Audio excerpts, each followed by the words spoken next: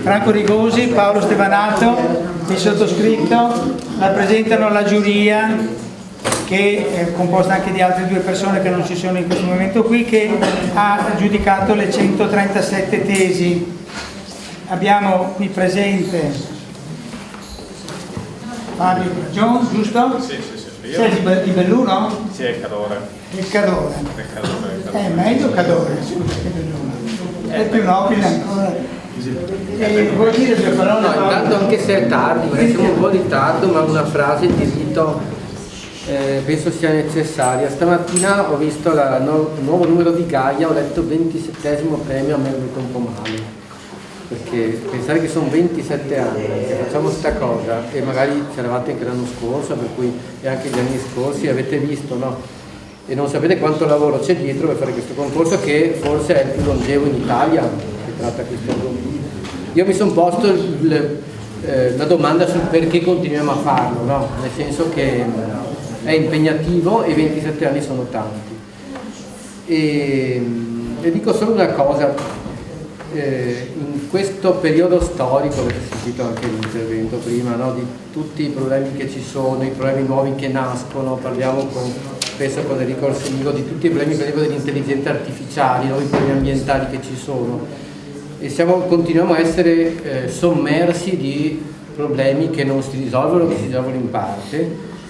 Uno dei motivi che dà ancora forza per andare avanti è vedere che ogni anno partecipano al nostro concorso centinaia di tesi di persone che stanno studiando questi problemi e hanno ancora l'energia, la forza, la creatività, le idee per poterli affrontare.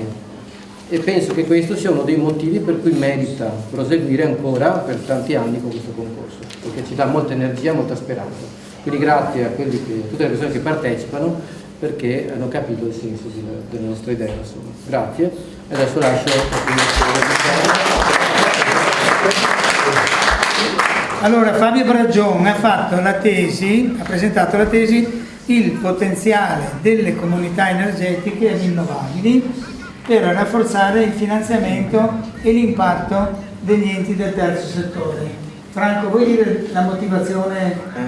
Non l'abbiamo trovata, l'hai scritto tu, ma è andata persa in questo momento. Ma sì, comunque è una tesi molto bella, perché oltre a parlare delle comunità energetiche, di fare il punto su questa proposta per l'utilizzo delle energie rinnovabili, lo focalizza sugli enti del terzo settore, in modo che questi enti che sono senza il fine di lucro possono utilizzare questa energia rinnovabile per le proprie iniziative. Anzi, forse è meglio di tutti che dica lui due parole. Certo. A me ha colpito molto la finalità specifica di questa tesi. A te, Fabio? Sì, no, perché la finalità è vieni più in mezzo, cioè, diciamo che ho anche cercato di evidenziare come, guardate, queste comunità energetiche ci sono degli incentivi in cui chiunque aderisca, che per il funzionamento delle comunità energetiche è fondamentale che ci siano anche, che partecipano anche dei soggetti che non producono energia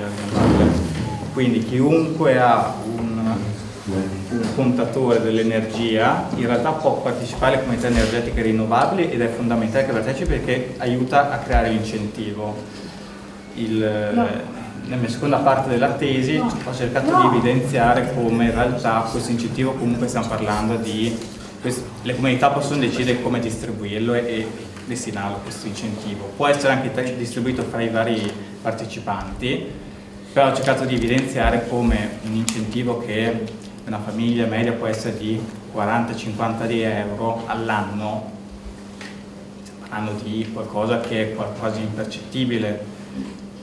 Ciò che io invece proponevo nella mia tesi è invece di destinare questi 40-50 euro per fare un qualcosa, un servizio che abbia ricaduta invece a livello sociale per tutti. Ci sono alcune comunità che hanno acquistato i nuovi autobus per gli scuolabus, per cui quella spesa lì è stata ripagata grazie ai 50 euro di ogni persona, perché dopo anche a livello amministrativo puoi anche fare 12.000 bonifici a 50 euro che ci paghi 3 euro di commissioni, tra l'altro. Sì, che di queste comunità energetiche qua c'è anche veramente il rischio che veramente diventano insostenibili se vengono utilizzate con questo metodo per favorire il risparmio delle persone, dei propri membri. Allora Fabio Bragion, noi adesso diamo questo attestato che sapete che fa curriculum, ve lo dico perché ce lo hanno ricordato decine e decine di studenti, molti hanno trovato il lavoro grazie a questo, il lavoro, dove si sono presentati dicendo guardate, io sono questo, ho fatto questa tesi ed è stata premiata, ed è diventata una cosa, questo è l'attestato, qui dentro c'è un foglietto che poi butta via, tanto non serve a niente, io l'ho firmato per farti gli auguri, diciamo di Natale, un libro bello, le fabbriche dei veleni di Felice Casson, ve lo ricordate Felice Casson? No? Ne ha regalato 10 copie a noi e queste le vengono date.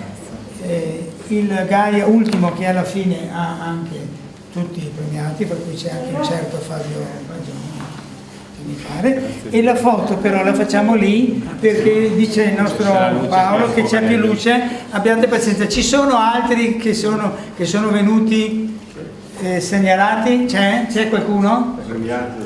Segnalato, come ti chiami? Avidano. E quindi fra un secondo facciamo, questi sono i premi e poi no, sono in ordine alfabetico. Amato, Andrico e dopo Arienti, niente, non ci sei, Avidano. Un secondo e facciamo, un secondo. Lo facciamo assieme, vieni qua allora prima e poi facciamo la foto. C'è qualcun altro? Facciamo già la foto. Facciamo la foto aspetta, e poi perché l'aspetta il giornale. Mettiamoci là. Tieni. Adesso poi ti facciamo dire. Scusate questo momento che è solo perché ce l'ha chiesto il giornale, se gliela mandiamo subito. Abbiate pazienza un secondo.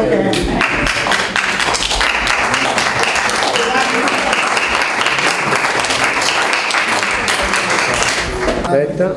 La foto altrimenti i tempi non. Perfetto. Va bene, a posto. Benissimo, grazie.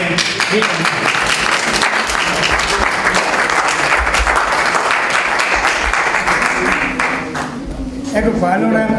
Per dovere di cronaca diciamo anche gli altri vincitori. Allora, gli altri vincitori sono il secondo premio, diciamo. Secondo l'anno in cui hanno partecipato meno. 2 e 3 hanno proprio rinunciato alla fine per premio di influenza. Di solito ogni anno. Il secondo premio stava venendo e ha avuto l'influenza. Persone da tutta Italia. Quest'anno è un anno un po' storico. Comunque il secondo premio che ha praticamente chiamato stamattina che non veniva è Max Michael Doria, che ha fatto una tesi sulla strategia italiana in Africa, il piano Mattei. Un'analisi critica del piano Mattei. Molto critica, molto ben fatto. Una panoramica sugli interessi mondiali sull'Africa nei quali si inserisce l'Italia per entrare nel settore energetico. Una fotografia in chiaroscuro con molti lati politici ed economici manipolati e incogniti che rivelano il lato nascosto di un piano troppo pubblicizzato. Il terzo premio si è deciso di raddoppiarlo, quindi grazie alla Fondazione ICU che ha aumentato il budget dei premi, ed è stato vinto quindi da 2 persone. Una è Adriana Barbosa Sale Itao De Pasquale. Ha saltato Isabella. Manca ancora Isabella. Con la tesi sullo sviluppo della governance per l'inquinamento marino da plastica, col mare delle lacune giuridiche per affrontare l'emergenza oceanica di Pisa. Ed è un'analisi sulla carente legislazione attuale per un controllo dell'inquinamento degli oceani da plastiche e microplastiche e la necessità di un radicale cambiamento mondiale della produzione, del consumo e dello smaltimento di questa calamità che richiede una consapevolezza di governance sovranazionale. Il terzo premio, ex aequo, è di Francesco Pugliese da Parma e la tesi è agroecologia e lotte per l'agricoltura senza pesticidi, il caso Malles Venosca, ed è una presa di coscienza sulla questione dei pesticidi e sul ruolo del sistema agroalimentare globale dominante sulla drammatica crisi ecoclimatica in atto. Come mai la modernità e la razionalità moderna hanno potuto produrre una situazione così rischiosa e la possibile autodistruzione del genere umano?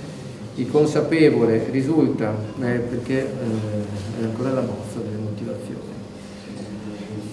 Vabbè, comunque è praticamente un libro cioè avevo visto, no? Infatti c'è Questo su Malles è un libro. Esatto. Poi ce ne sono due segnalazioni, ancora uno sull'amianto, dalla produzione al riciclo, evoluzione normativa, e un'altra, Shine, trame coinvolgenti ma cuciture fragili, il colosso della fast fashion. Parlavamo di nuovi problemi, abbiamo avuto quest'anno 4 o 5 tesi con lo stesso argomento, cioè sulla moda e ambiente. È stato molto interessante perché anche qui c'è un'evoluzione, per cui dà opportunità il fatto quindi da problema, cioè moda, quindi eccesso di consumo di abbigliamento, alle proposte di riuso attraverso i canali di acquisto online, per cui l'acquisto di abiti seconda mano, ma quella che noi abbiamo segnalato è il terzo passaggio, cioè la criticità anche di questa pseudoecologia,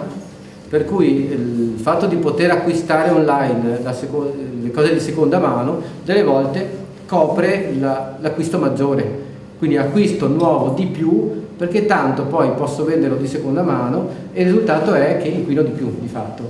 Quindi c'è un'evoluzione del problema molto interessante. Ecco. Noi abbiamo premiato la tesi che solleva le criticità di questo sistema attuale, insomma, che è una specie di... Poi ci sono una ventina di segnalazioni, ognuna con la sua caratteristica, una ventina, sembrano molte, ma abbiamo dovuto scegliere fra le 120 che rimanevano, 121, ne abbiamo scelte 20 per dire questa è una tesi che vale.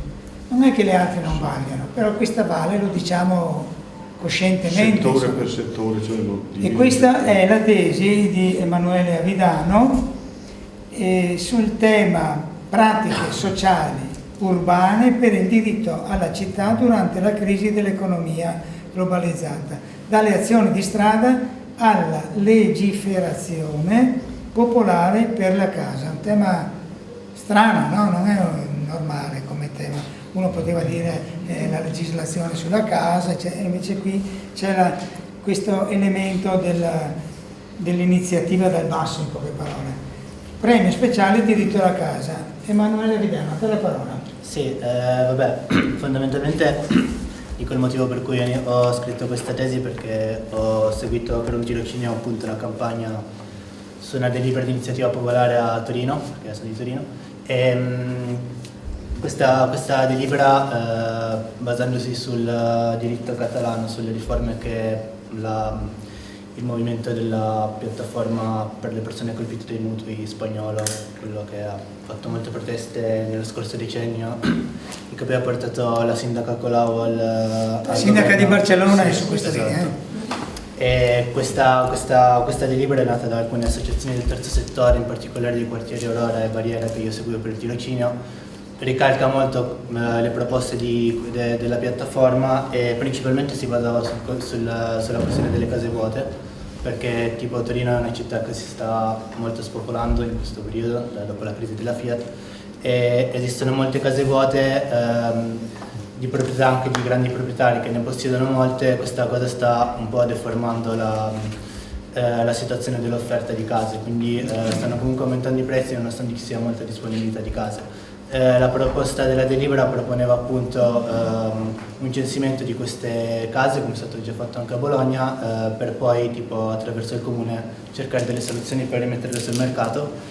Quando io ho scritto la tesi non si era ancora arrivati alla fase finale dell'approvazione del testo, che è stato poi approvato togliendo alcune parti che in realtà erano abbastanza importanti per la delibera, sulle sanzioni economiche e le requisizioni per i grandi proprietari morosi che appunto in un contesto di diritto alla città di cui io parlavo andavano un po' appunto a creare dei danni alla comunità. Quindi io cercavo anche un po' di portare il tema della casa inteso anche come bene non solo dei proprietari ma come bene della cittadinanza tutta.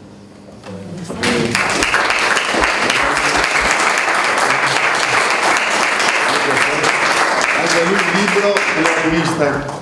Poi noi chiediamo sempre a chi vince premi di scrivere un articolo per la prossima rivista, quindi se avete tempo di fare l'articoletto 5.000 battute per la tesi, una pagina di Gaia. Noi quest'anno ci aspettavamo molte tesi sull'intelligenza artificiale e io speravo sulla nucleare, mini nucleare, invece non è arrivata neanche una su queste cose. arriveranno l'anno dopo, quando è tardi, diciamo. Va bene. Ecco qua, allora congratulazioni.